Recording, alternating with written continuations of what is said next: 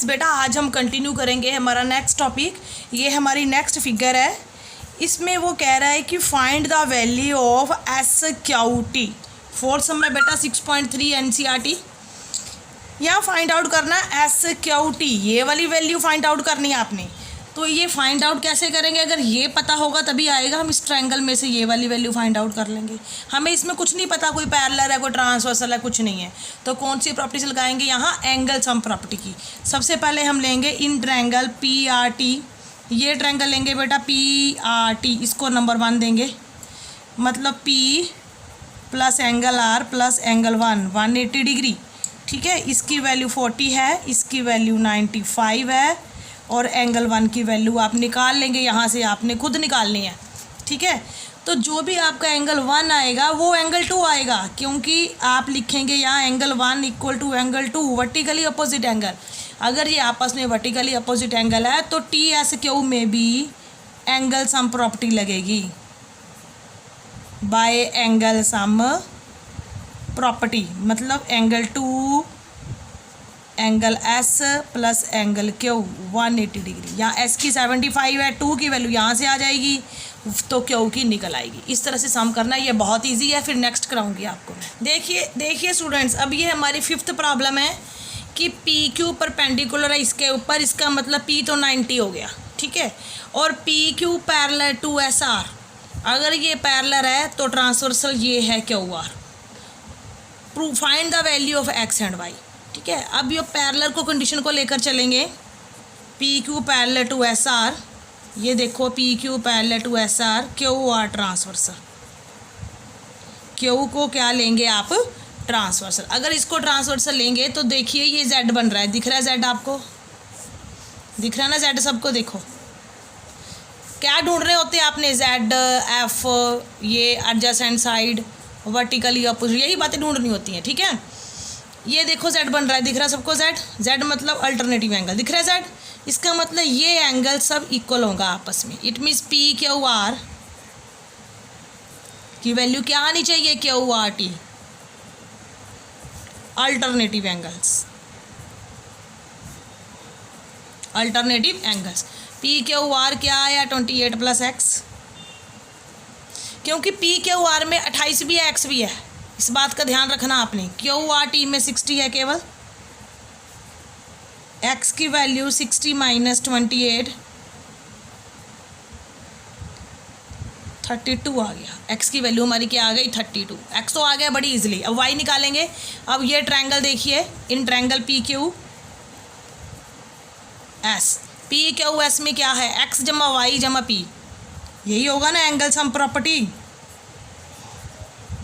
Bye angle sum property. हो गया ये बेटा। X की वैल्यू हमारी क्या है, 32, Y निकालना है, P 90 है, क्योंकि परपेंडिकुलर गिवन है। परपेंडिकुलर क्या है, गिवन है। 180 माइनस 90 माइनस 32, ये माइनस कर देना, Y की वैल्यू आएगी जो भी आएगी। ठीक है जी, इस तरह से सम है बेटा। आप बेटा ये हमारी लास्ट प्रॉब्लम है अब इस चैप्टर की, इसके बाद हमारा ये चैप्टर फिनिश है। ये हमारी प्रॉब्लम है, एक ट्रायंगल है PQR। ठीक है, QR is produce to S, QR को S तक प्रोड्यूस कर रखा है। बाइसेक्टर्स ऑफ PQR, PQR का बाइसेक्टर ये वाला, मतलब जितना एंगल इधर है उतना ही इधर है। Bisector means half of angle, मतलब ये these angles are equal. Bisectors of PQR and bisector of PRS, इसका भी हाफ। आपस में कहाँ मीट करते हैं, दोनों T पे मीट करते हैं, ये सम है, meet at T। Prove that QTR, मतलब ये जो एंगल है QTR, ये जो एंगल है इसका हाफ बनेगा हमेशा QPR का। ये QTR एंगल किसका हाफ बनेगा, एवरी टाइम QPR का हाफ बनेगा। ठीक है, ये याद रखना आपने। जब हम इसका प्रूफ स्टार्ट करेंगे, यहाँ पर हमारे एक्सटीरियर एंगल वाली प्रॉपर्टी यूज़ होएगी कि जो ट्रायंगल का एक्सटीरियर एंगल होता है वो क्या होता है, sum of the interior of angles होता है। यहाँ पर हम पहले देंगे एंगल 1, एंगल 2 नाम दे दो, यहाँ पर 3 दे दो, यहाँ पर 4 दे दो। ठीक है, अब ध्यान से देखिए, PRS is a exterior angle. In triangle P Q R P R S is exterior, ये एक्सटीरियर है देखो, पी आर एस मतलब पी आर एस। अगर ये नहीं होगा तो पी आर एस की वैल्यू क्या आएगी, एंगल पी एंड ये पूरा एंगल क्यू, एंगल पी और क्यू एक्सटीरियर एंगल है। तो क्या होगा, एक्सटीरियर एंगल क्या होता है, sum of the interior. Exterior angle is equal to sum of the interior angles, ठीक है, ऑफ अपोजिट साइड, ठीक है। तो इसका मतलब पी आर एस की वैल्यू क्या आनी चाहिए हमारे पास, पी आर एस की वैल्यू क्या आनी चाहिए, angle P plus angle Q, plus angle P plus Q आनी चाहिए। ये जो पी आर एस है इसमें क्या है 3 और 4, इसको लिखो। ये जो आपका पी आर एस है इसमें कौन से एंगल है, 3 और 4 दोनों ही हैं। हम लिखेंगे angle 3 plus angle 4। Angle P में पी है अकेला, क्यू में क्या है 1 और 2 दोनों ही हैं, 1 और 2 एंगल क्या है, दोनों ही हैं। यहाँ पर हम एक बात लिखेंगे, एंगल 3 की वैल्यू एंगल 4 होएगी, एंगल 1 की वैल्यू एंगल 2 होएगी, because Q T and T R क्या है, बाइसेक्टर्स हैं। Q T and T R ये क्या है, बाइसेक्टर्स हैं। देखिए बेटा ध्यान से, ये क्यू टी और क्यू आर क्या है, बाइसेक्टर्स हैं। क्यू टी अगर बाइसेक्टर है 1 और 2 की वैल्यू सेम है, टी आर अगर बाइसेक्टर है 3 और 4 की वैल्यू सेम है, ठीक है। अब आपने ये देखना है हम क्या करें, इसके बाहर वाली वैल्यू लिखेंगे, 3 को भी 4 लिख देंगे, यहाँ पर 1 को भी 2 लिख देंगे, मतलब इस लाइन की वाली वैल्यू लिखेंगे, जो लाइन के साथ एंगल है उसकी वैल्यू फिल करेंगे। यहाँ पर है हमारे पास, ऐसे है हमारे पास equation 3 + 4 angle P plus angle 1 plus angle 2, ये चीज़ है बेटा हमारे पास। तो हम क्या यूज़ करेंगे, 1 की वैल्यू भी 2 लिखेंगे लाइन के साथ वाली।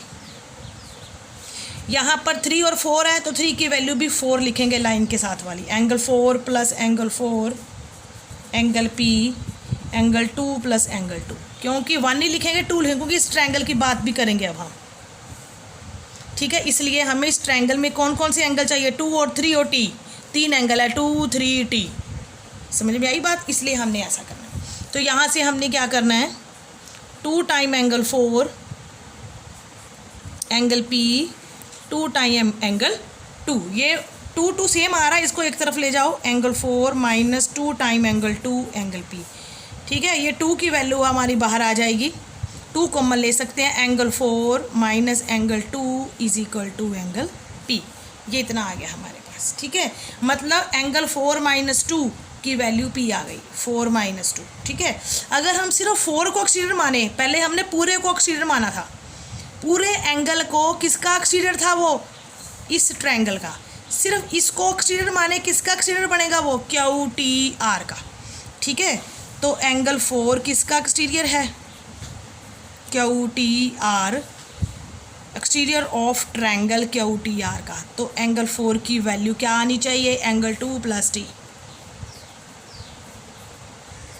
बेटा बात समझ में आ रही है, पहले हमने पूरा एक्सटीरियर लिया, मतलब इस ट्रायंगल का एक्सटीरियर है, बाद में इस अकेले का लिया, इसको एक्सटीरियर माना, ये इस ट्रायंगल का बाहर वाला एंगल है। तो 4 की वैल्यू क्या आनी चाहिए, 2 प्लस टी, क्या आनी चाहिए 2 प्लस टी। यहाँ से एंगल 4 माइनस एंगल 2 कर लो, एंगल टी आ गया, इसकी वैल्यू आ गई 4 माइनस एंगल 2 की टी, यहाँ से निकाल लो, एंगल 4 माइनस एंगल 2 की वैल्यू आ गई हाफ ऑफ पी, क्या आ गई, ये 2 डिवाइड हो गया इधर, तो इसका मतलब इसको नंबर 1 दे दो, ये पूरी वैल्यू यहाँ फिल कर देंगे, angle P by 2 is equal to T.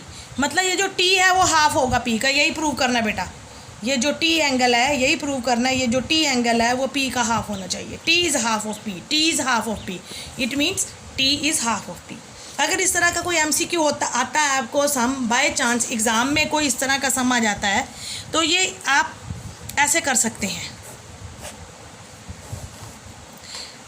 अगर ये आपका 70 है तो ये x बताइए क्या होगा, मतलब कि ये भी बाइसेक्टर ये भी बाइसेक्टर, आप सीधा जवाब देंगे, अगर ये 70 है तो ये आपका 35 आएगा, ठीक है। अगर ये 20 है तो ये 40 आएगा। ये वाला डबल है इसका, ये वाला हाफ है इसका। समझ में आई बात? P T is a half of P, T is a half of P. तो पी की वैल्यू जो आपने किया है, पी को क्या लिखना है, टी को क्या लिखना, क्यू टी आर लिख दो, चाहे टी को और पी को लिख दो क्यू पी आर, नहीं भी लिखना कोई बात नहीं। तो आप स्टूडेंट्स ये आपका चैप्टर ख़त्म हो गया। इसके साथ ही बिल्कुल ध्यान से अच्छी तरह से ये चैप्टर कंप्लीट करना है। इसका मैं टेस्ट डालूंगी, बार बार इन वीडियोस को देखो, अच्छी तरह से चैप्टर कंप्लीट करो। नेक्स्ट वीडियो में हम स्टार्ट करेंगे नया चैप्टर ट्रायंगल्स। ठीक है, सारी ज्योमेट्री है बेटा आपकी इस बार सिलेबस में। Okay, thank you.